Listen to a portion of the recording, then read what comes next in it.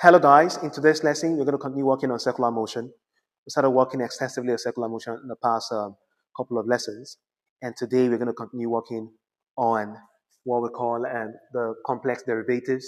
And under the complex derivatives, we're going to be looking at the vertical uniform circular motion. We perfected everything on the horizontal uniform circular motion using what we call we discussed the canonical pendulum. We discussed a car moving on a plain circular path. And after that, finally, we discussed also a car moving on a banked circular path or a bike rider moving on a circular path. So those were just everything, or all those stuffs exemplified uniform circular motion that is around the horizontal path. So today we are looking at the vertical uniform circular motion. So now, how do we explain the vertical uniform circular motion? Now, what's the best thing to use, to explain this? Now, there are various a couple of things that exemplify the vertical uniform circular motion. But the best you're going to use is the Ferris wheel. So today we're going to be using the Ferris wheel. We're going to be using the Ferris wheel to explain the vertical uniform circular motion. So what about the Ferris wheel? Now, you should have seen the Ferris wheel before, even though you've not gotten on one before. So I'll try my best to see if I could draw anything that looks like the Ferris wheel. Just let me manage this diagram. So right here we have this. I'm trying to draw this Ferris wheel. So at this very point, we have, you see, the Ferris wheel. Can I try to draw this? Okay.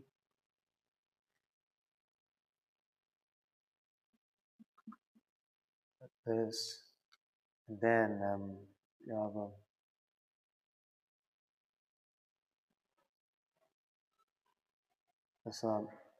I'll help me manage this drawing without having a diagram on, and it's not easy.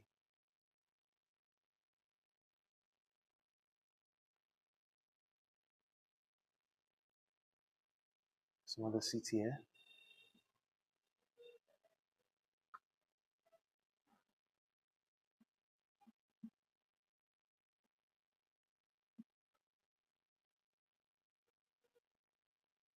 There's a Ferris wheel.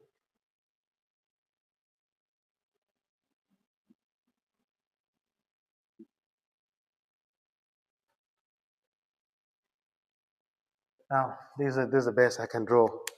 So we're talking about a Ferris wheel. Now, look at this. Now, this Ferris wheel is a kind of wheel. As you can see, wheel more or less like the wheel of a car. Different things we use, but this is the best. Now, I could use this. I could also use a pendulum. I could also use I could take a pendulum bob, attach it to a string, and wear it like this. This is vertical uniform circular motion, just like this. But the Ferris wheel is the best. If I use a pendulum, attached to a string and wear it like this, that means the movement will be created by the tension in the string. That's what it means. But if I use a Ferris wheel, it's going to be different. If I use a Ferris wheel, for example, what we're going to have, the movement will be, because we have people sitting down here, we have people sitting here on this Ferris wheel. We have, so it's kind of wheel whereby we have there's a tier. So this very wheel just keep rotating like this. It's for amusement. People just rotate while people sit in it, and the seat put in it. So at this very point, there's the top of the whole motion. There's the bottom of the wheel. So at the top of this, what we have right here at the very top, we have a velocity facing this place. While at the very bottom, while it moves, you have a velocity facing this direction. So these just a Ferris wheel. I could imagine somebody holding a pendulum and moving it this way, wearing it like this. It's the same thing, very much. They look very much alike. So now, how do we explain this? What's going to be, or what is going to? Don't forget, for a pendulum board that is being weird, it is a string that brings about the circular motion. But for this is the seat. So here we have at this very bottom, we have the weight of the person sitting on it.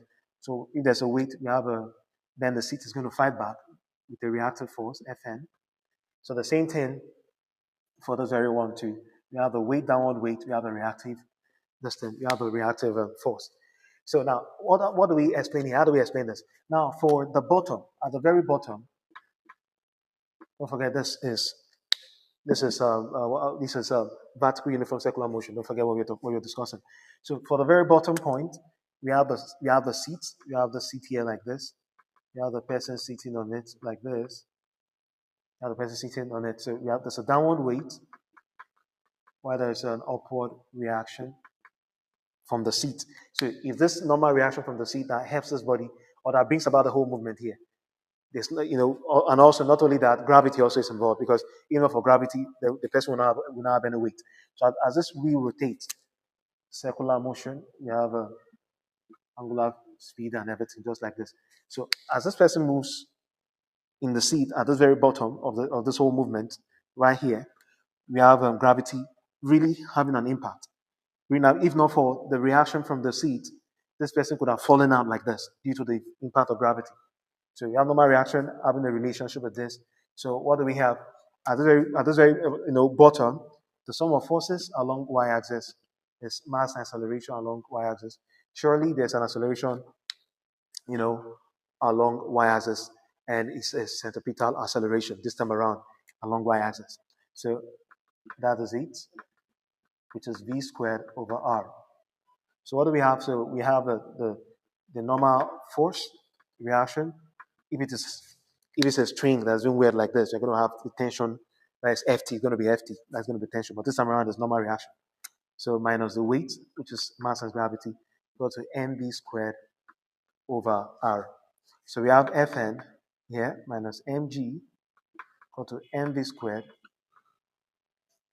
over r like this. That's what we have. So we have this.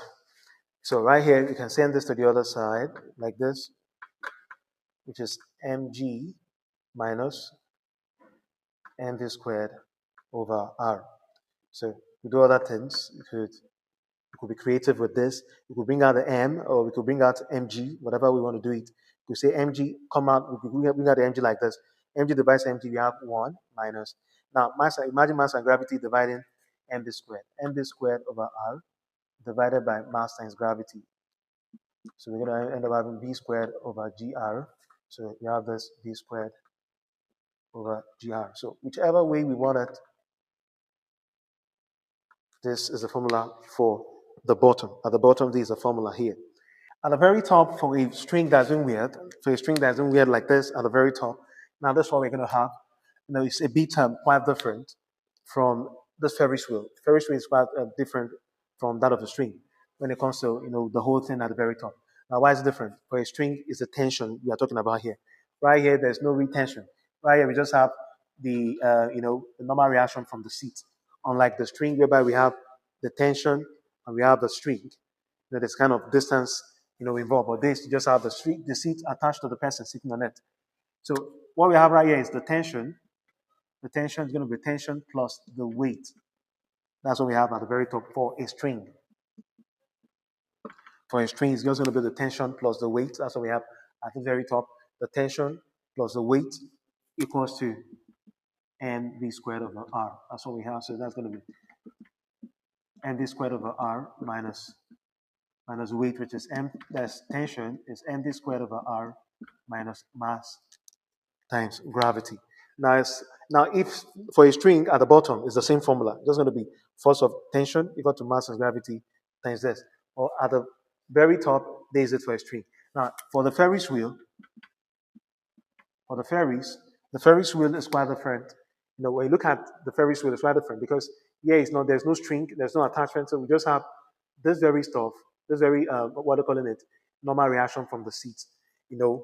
Having a kind of relationship. If you look at right here, we have a normal reaction. Normal reaction and the weight communicating. So here, there's a kind of swap in position. A kind of swap. You have a kind of swap, unlike the bottom, whereby the normal reaction, the weight was taken away from the normal reaction. But at the very top, it's going to be a reverse. It's going to be the weight minus the normal reaction. Now, the reason this is like this is because of the fact that there's a kind of reverse, the bottom and the top, a pure reverse, unlike the string, unlike the pendulum. That has a string. So the weight mg, the mass of gravity minus normal reaction equals to mv squared over radius. So this crosses over and this crosses here. So it's mg minus mv squared over radius equal to normal reaction. That's what we have. So we can bring out our mg here. 1 minus, we use the dividers, we have v squared over gr equal to normal reaction. That means you made a mistake here. That means you made a mistake here. You just saw that the mg crosses to the side, minus mg becomes plus mg. So this is mg plus. Normal reaction equals to mv squared over r plus mg. So mg, so this is mv open bracket 1 plus v squared over gr. So this is everything. For a string, there's a tension this time around for a string plus the weight. But for a Ferris wheel, at the very bottom, the normal reaction is greater than the weight. If not, imagine the weight, this boy's weight, being higher than normal reaction from the seat. It means this person would have fallen out.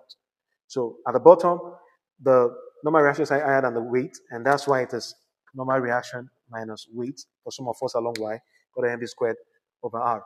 Now, while at the very top, for a Ferris wheel, the weight is higher than the normal reaction. Even for the fact that the weight is higher, it was the weight that was higher that made this body to keep moving in the circular path here. So weight minus normal reaction, so we have all this. So these are all the formulas we're going to be using in our next set of lessons. We're going to be solving different kind of questions on this circular motion. So we're going to draw the curtain on this very lesson. So at this very point, if you found this very lesson resourceful, please subscribe to this very channel at Edu Mosaic, and also follow me, at Revelation Hub on Facebook, and share this lesson with others. See you in the next lesson. Thanks.